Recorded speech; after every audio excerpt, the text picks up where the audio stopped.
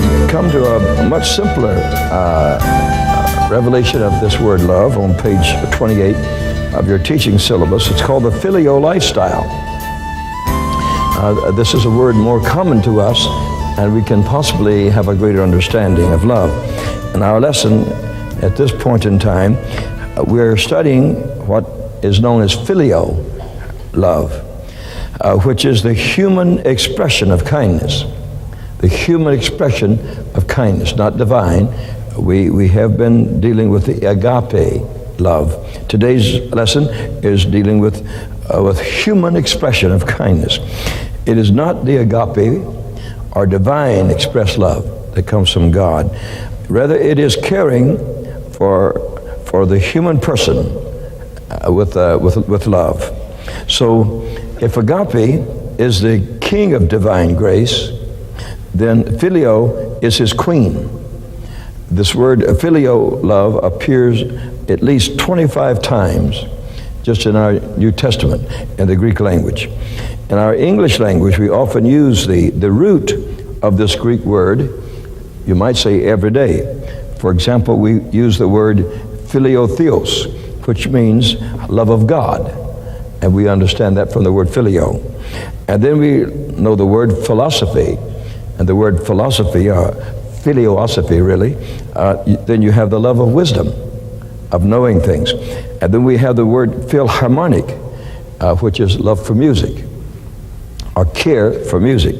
Then we have the word philanthropia, which means kindness to mankind. And then we have a kindred word to that, philanthropy, which means love of people. And then we have the word Philadelphia, which we name our cities after, called City of Love. And then we have the word philoguria, which means the love of money, overlay, love of money, caring for money. And then we have the word philology, which means the love of words. And I presume you could go down, the list there and get 25 or more of those, showing you the human expression of this thing that's born of God. Love is born of God, and this is the human expression of that love, not the divine expression of it in the Phileo that we were using, but the natural flow of it from our own hearts. In the book of Proverbs, chapter 17, and verse 17, it says, "A friend loveth at all times." So this means a Phileo situation, to where you see someone you like, and they like you, and that person, he cares for you at all times. A true person that understands you, and you call him friend, he's a person that cares for you at any time, all the times. You can knock on his door at midnight, and he won't be upset at you. And you can cry out to him when it's pouring down rain, and he'll come over and see you. Now that's this Phileo. Now another person could do it, and you don't have the same feeling about it. You don't have the same relationship to him. Then you're revealing a Phileo situation. And a friend loveth at all times.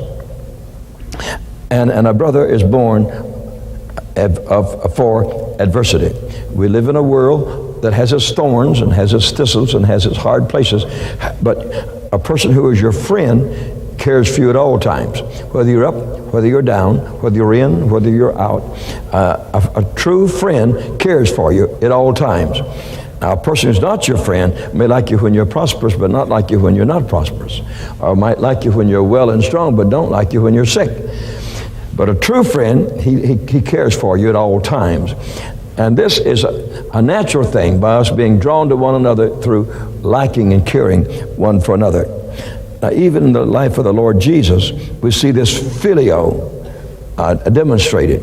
The Apostle John possessed a strong relationship with Jesus Christ. He understood Jesus, not in a divine way. He understood him in a natural way. And he wanted to live very close to Jesus. And so it worked that way. In the Gospel of John, chapter 13, verse 23, it says, "Now there was leaning on Jesus' bosom." Now this was at the Lord's Supper, you see. "One of his disciples whom Jesus loved." They had a natural affinity toward one another. He liked him, and he liked him. That was beyond Calvary. that was different from Calvary. Calvary's love is the divine principle of love, the agape love. But for him just to want to be close to Jesus, you see, then that is a natural type of thing. Now, we saw something of that nature this week. Rod Parsley and his wife said, we haven't seen you. We haven't seen you lately. That means the last few weeks. And says, we just have to see you. And so last Monday morning, they got on a plane. They flew up to South Bend, and they got on my plane with me and flew with me to Jackson, Mississippi. And they were with me in the service that evening and a little bit the next morning, and of course with me on the plane. Then they got on a commercial plane and went back to Columbus, Ohio. I didn't want to ask them how much money that fellowship cost them, but you know, they had to pay for it. And they were so glad. They said, now we feel good inside of us. We've been close to you. We've heard you preach again. We've watched you pray for the people again. And we feel real good. Now we're ready to go back home and go to work. Now, you wouldn't want to relate that to, you know, a divine principle of agape, because agape loves the dirty. It loves the distressed. It loves the down and outer. See, that's divine love. But for someone to like you, you know, you might say in a natural way, although it is a spiritual love, to love you in a natural way, just wanting to be close to you, just wanting to look at you, just wanting to talk about the weather with you and nobody else, then you're dealing with a different principle of love. Every one of us has this Phileo love toward others. Every person does. Someone you just want to be with, someone you just want to care for. Now, this Phileo love can turn around, you know. A young girl can want to be with a boy so bad she don't know what to do, and when she's been with him a while, she wishes she's dead. Well, there you go. And so if it doesn't have a turn back relationship, and if that doesn't get cooked up inside and grows, then this love really means it has, you might say, a selfish purpose. It cares for you because you care for them. And it's a beautiful thing to have, and it's something we should appreciate. I'll tell you a problem with human beings, that a young man and a young lady, after they're married, forget how they won the love of that person. And they don't treat them like they did before they were married. If you treat a person the same way after you're married as you do before you're married, you'll always keep them. Are you here? None of you are doing it, so let me say it again now. If you bring all the flowers and the candy after you're married that you do before you're married, she'll still be sweet.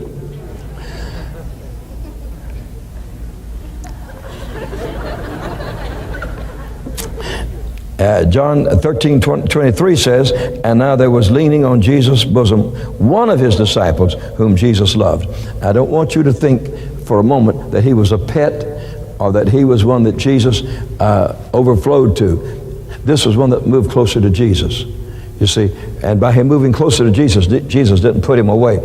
None of you today are any further from Jesus than you want to be. And if you want to be closer to Jesus, he's ready for you. He will receive that, and he leaves that up to you to do that. John was known by the other disciples to express high affection for Jesus.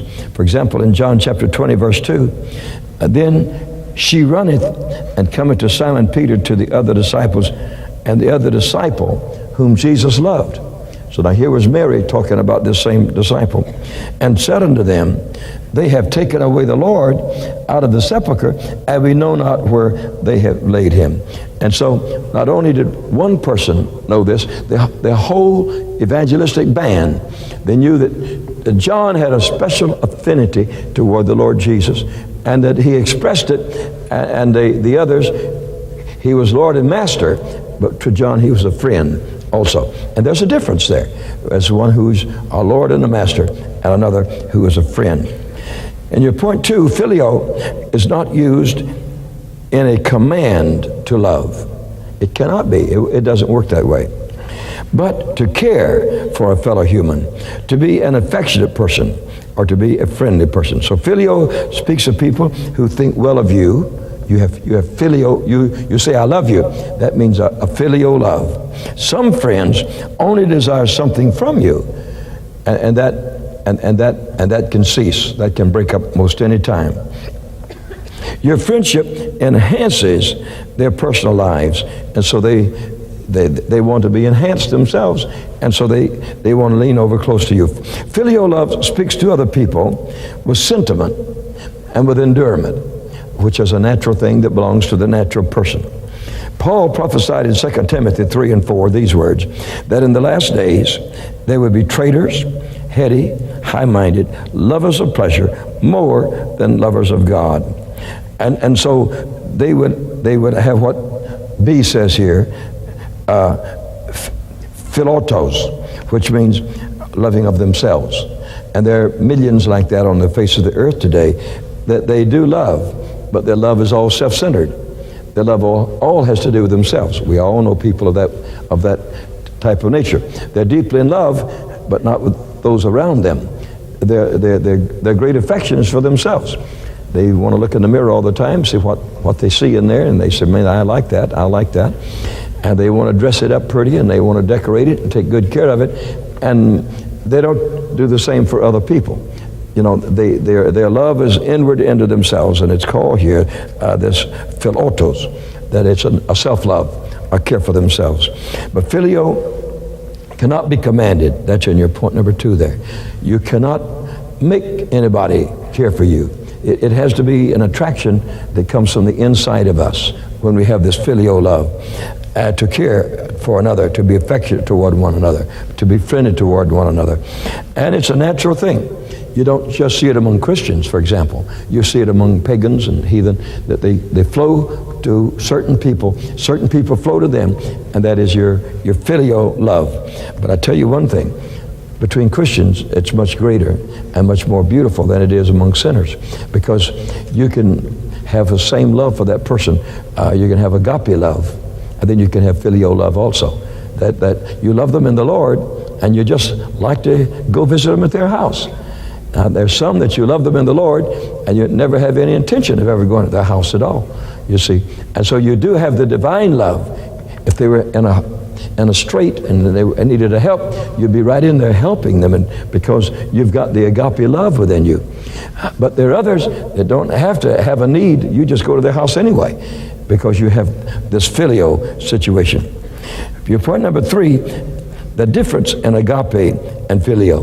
These are 2 Greek words for love, and we're trying to discover what love is, and we're trying to separate, which some people find very difficult to do. We're trying to separate what is divine, God love, and from that which is human love, natural love. And we must find a place to separate it, because the ungodly can have the filio, you see, but only the godly can have the agape that comes down from God. So the difference in agape and filio. A filio returns love to the lovable. I think that's a good enough definition for it right there. You don't return anything to people you hate. You don't return anything to people that you don't care for.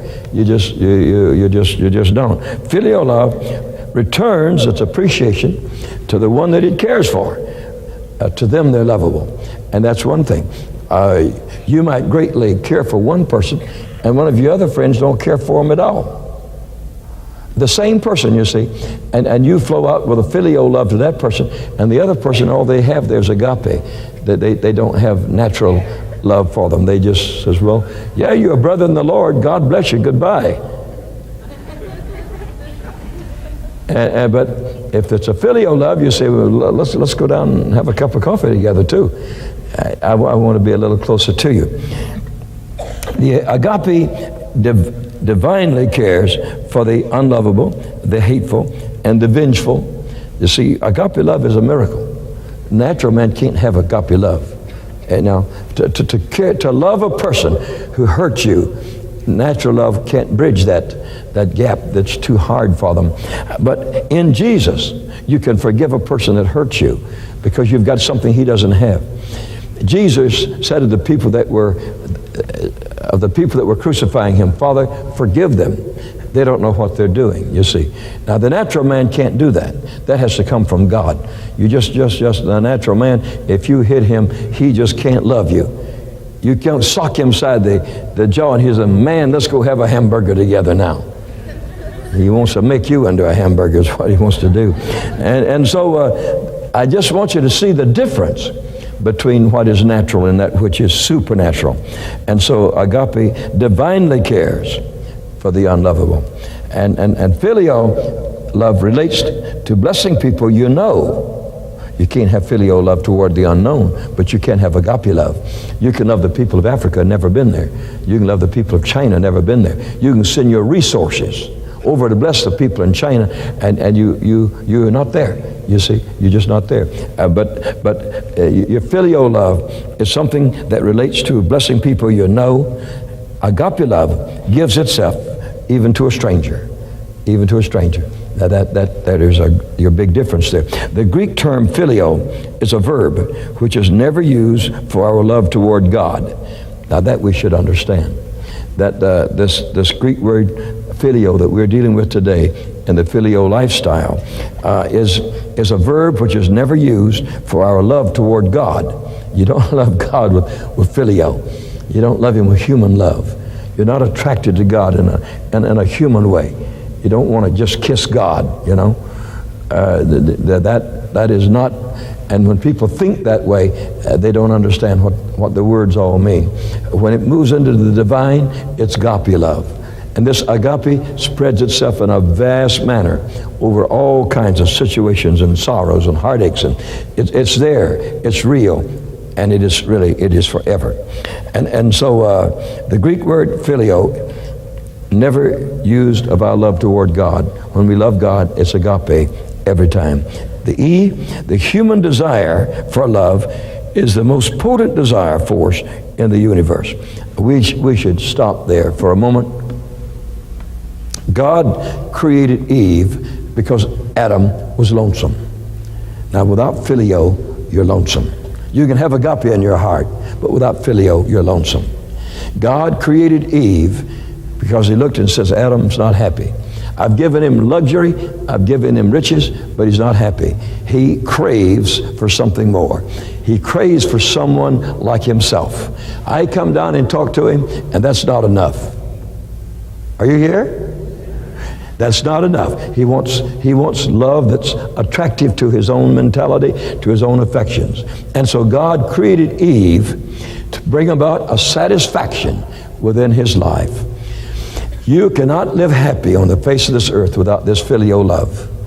You have to be cared for yourself, and you have to care for others in order for life to be enhanced and in order for life to be fulfilled. The human desire for love is the most potent driving force in the universe.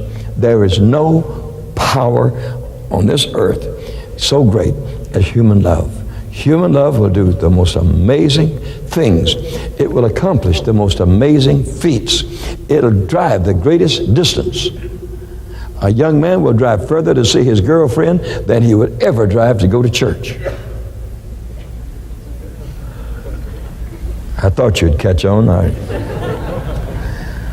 And she'll spend more time getting ready for him than she does all day long with all the other things she does. You see? The human desire for love is the most powerful driving force in our universe. But many humans do not know it. All begins with God, you know. That your appreciation of other people really is a part of our God life, because God is love. Whether it's Phileo love or whether it's agape love, He is love. And our care for one another actually comes from God. And we should ask God to make it a greater force. And it's been really interesting in my own life that some of the people that I have loved most in my lifetime have been foreigners. I had a Filipino preacher that I loved. I would have given him anything he asked me. I would have given him more than I would my own blood brother. If he asked me for something, for sure he would have gotten it, because we were tied so closely together in the ministry. It was a Phileo love. We just liked to be together. And when I lived in that country, we just stayed together almost all the time. Wherever you saw one, you saw the other.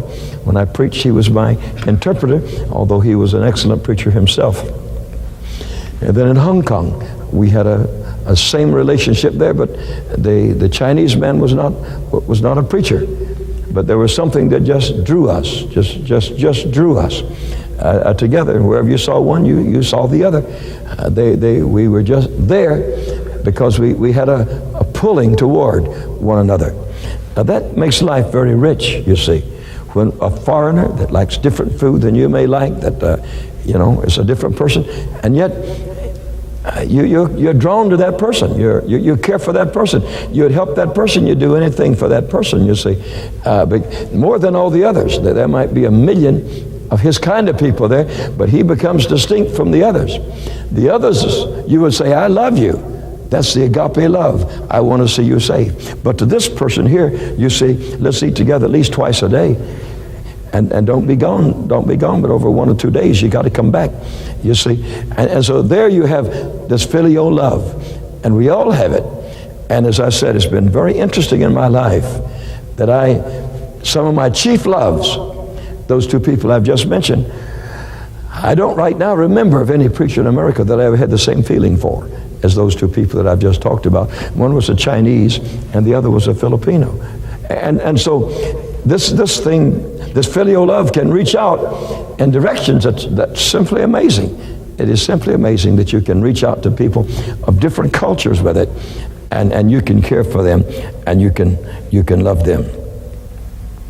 Your point number 4, there is another Greek word indicating love, the word libido.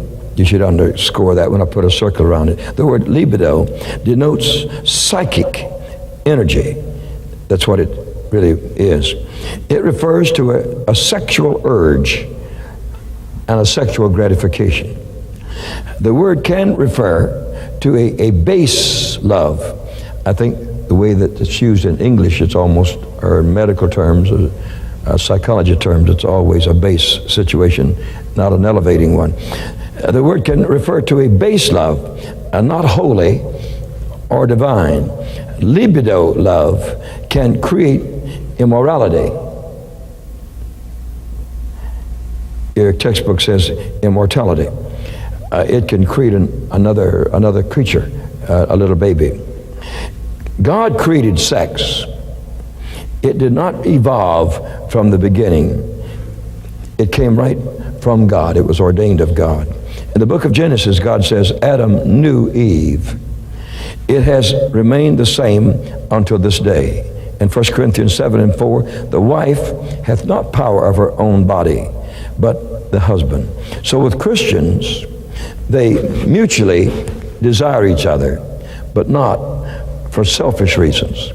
Libido is a selfish word, and it has to do with a drawing together of one energy with another energy to a combined energy, and it creates what we all understand as a sexual urge.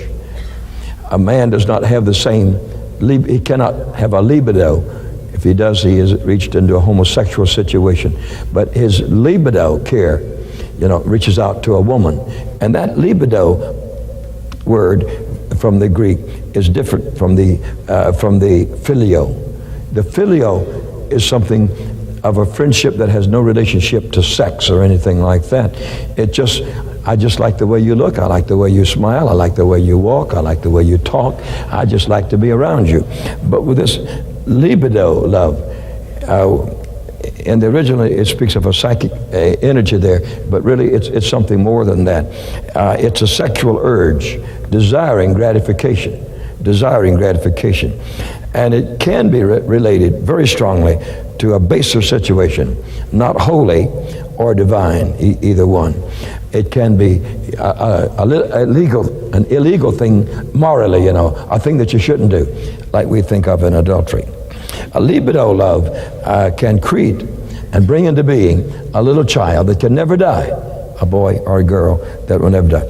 It did not evolve. Libido did not evolve. From the beginning, it had to be God ordained. God brought this thing into being, and man can misuse it, but God brought it into being, this word libido, that we might care for one another. Now, when you love a person sexually, like your own wife or your own husband, you see, that is a spiritual thing, but if it's a harlot you're talking about, then it's a bad thing. So you can take this type of love and use it the right way, or you can use it the wrong way. And God wants us to use it like he ordained with Adam and Eve, to use it the correct way. And in so doing, we please God.